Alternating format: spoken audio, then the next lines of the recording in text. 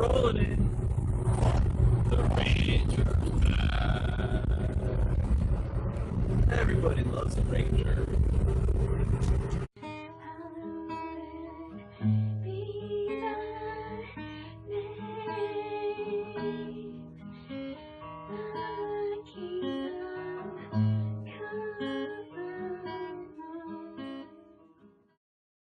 First thing you're going to do is pray to the Spirit to guide you in your work and all that you do. Gather your old parts together and your energy suspension Ford transmission crossmember part 4.1102G. You don't have to cut them things. I wasted time doing that. Just get out a good strong flathead and knock them old bushings off that crossmember. Measuring the crossmember bracket. This is what I came across at the store. Decided to just get some big old bolts to run through there and use some wooden kind of washers, spacers there instead of rebuilding the total kit. Man, that took a while working on the wooden things. Alright, paint up them parts with some boat coat, Marineguard 8000. And then delete the video by accident. Alright, you're going to use part number 27059 pilot bearing puller. We're going to have to modify it very carefully. Leave as much length on it as possible. Then I just coated the inner parts of it with rubberized coating for extra grip. Left the metal free to slide. Man, that worked beautifully with the AutoZone slide hammer that they rented me. Pilot bearing out. Put the new one in. Use a little, there it is in. Use a little cleaner and Scotch-Brite pad to take off that superficial rust from that flywheel been sitting around. Use the key, put on your new clutch. Replace your slave cylinder, super easy, 2 bolts. Now you want to do that rear main transmission seal. You're going to pop it off using flathead screwdriver. Don't be like me and use your Old rear main transmission seal to tap in your new one, or you're going to screw it up. The reason being is that if you use the old one to tap it in, you'll end up squishing the rubber and you'll get a tear in the rubber. It won't be that bad, but then you'll get really mad and you'll throw it and tear it apart and it'll end up looking like this and you'll have to buy a new one, which is what happened to me. So what I'm actually going to do now is the guy at Pep Boys sold me this, which is really cool because you see it's for Ford and this is a Ford Ranger, but it's also for Broncos with 4-wheel drive, and I used to own a Bronco. I might get one again, but it's this right here, and the trick is that when I go to tap it in, it fits over the rubber like that, and it makes just enough contact with that flange there. So when I tap in like this,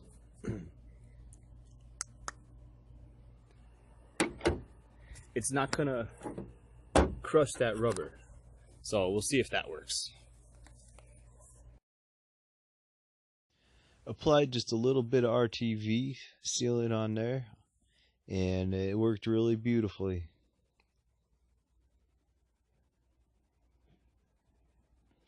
Notice that this bushing, which is mounting the catalytic converter, is looking like terrible. So while I was at Pep Boys shopping around for a solution to that gasket they helped me out with, guy said, let's measure this up.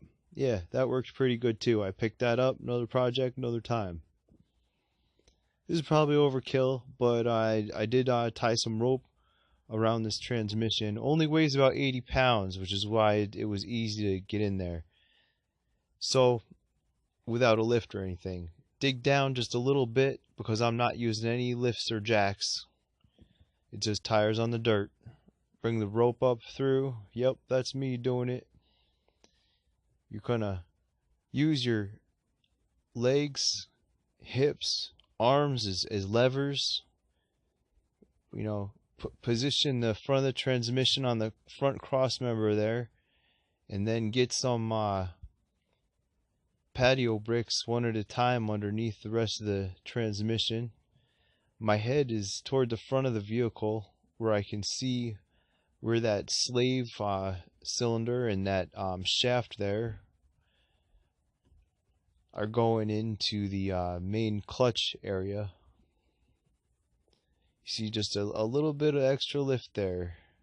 Building up, starting to get them bolts in. You got two that attach from the bell housing toward the engine and two that attach from the engine toward the bell housing, similar to the way the starter attaches. Let's get that in. Get the starter in. By this time you're going to feel real comfortable under there, as if you could take a nap. Alright, make sure that little support there is in, and make sure that the hanger for the catalytic converter is attached to the support there. Just a little bit of extra lift there with the shim. Now we're ready for them cross members. Alright, don't quite fit though, so we're going to take the Dremel and we're just going to open up them holes just a little bit, gradual at a time. Yeah, I tried to drill. Use the Dremel instead. Alright, pop in them wooden pieces, them spacers. Boom. Cross member up. There it is, sitting on that piece there. Don't forget them two nuts on there. Cross member from the bottom. Now about the time you want to check on the battery. Nice marine battery there. Sat all winter. Held a pretty good charge. Check your connections. There's that piece before I coated it. There's the piece after. Looking good. Check that one main connection there in case the garage unplugged it. But your two connections are what we're showing here off the transmission. That blue one there and then the red one up top. Red one up top. And then that blue one there. Those two main electrical connections. And you're ready to insert the drive shaft. But first, use this really awesome ladder to do a trim job for a customer. Don't kill yourself trying to reach. Give yourself a little extra reach of the stick. Ooh, if I didn't hit the ice cream truck. Take a break too. What's up? Oh my god, you got perfect timing. Killed that paintbrush. Wouldn't be able to do it without my LED. Man, glorious full moon that night. Alright, here we are, ready for that drive shaft. There we go. Presuming we're going to lube that up with grease. That's in there. We want to lubricate this piece also in the drive shaft. And I noticed there are some grease fittings also in there. There's the rear part of the shaft connected to the differential, and then the middle section connected to the frame. Time to collect the slave line. Snap it in. Time to fill it. Undo the fill cap. We're just going to go in from the top since we got it opened like this. There we go. She's filled up. Let her drain, clean her off. Put a little RTV on that plug and plug it up. Grease up that shifter. They didn't really take it apart too much because you're going to see right here they just ripped the cover off instead of taking it apart, so I just slid that cover back on, put that all back together, got my shifter on. Alright, we're ready to reattach the battery.